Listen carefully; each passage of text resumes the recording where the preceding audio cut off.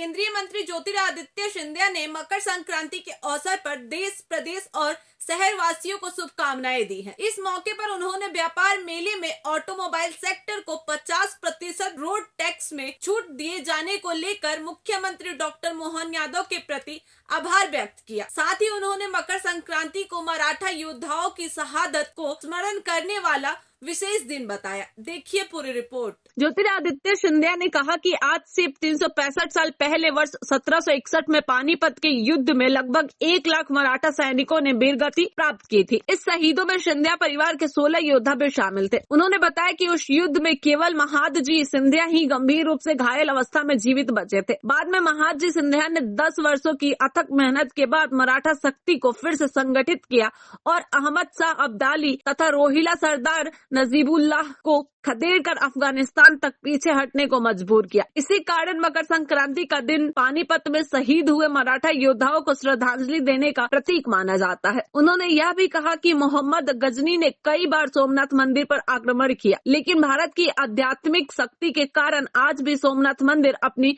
गौरवशाली गाथा को जीवंत रखे हुए है। इसके साथ ही उन्होंने व्यापार मेले में ऑटोमोबाइल सेक्टर के लिए वाहन खरीद पर 50% रोड टैक्स में छूट को एक बड़ा और सकारात्मक कदम बताया है। इसके लिए मुख्यमंत्री डॉक्टर मोहन यादव का आभार जताया। क्रांति का दिवस है।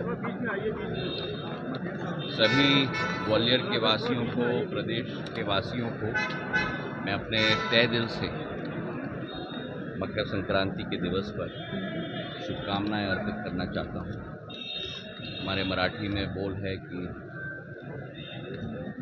गोड़ गोड़ बोल, मतलब अच्छी अच्छी बातें मकर संक्रांति के दिवस में होनी चाहिए। अपनी शैली, चरित्र, चाल में सदैव उच्च मूल्यों और सिद्धांतों को हमें अपनाना चाहिए। इसी भाव के साथ मैं अपनी शुभकामनाएं अर्पित करना चाहता हूँ समूचे प्रदेश के वासियों को। आज मकर संक्रांति का दिवस वो दिवस भी है जिस दिवस पर हमें अपने मराठा शहीदों की याद करनी चाहिए। 14 जनवरी मकर संक्रांति के दिवस 1761 पानीपत के किले से सदाशिव भाव और विश्वासराव जी के नेतृत्व में संपूर्ण मराठा फौज ने अहमद शाह अब्दाली और रोहिला नजीबुल्लाह का सामना पानीपत में किया था। हर हर महादेव के नारे के आधार पर उन्होंने माँ भारती की एकता और अखंडता बनाए रखने के लिए विदेशी आक्रांताओं के विरुद्ध भारत की माटी की सौगंध स्पष्ट करने के लिए अपने जीवन का बलिदान दिया और वीरगति प्राप्त की।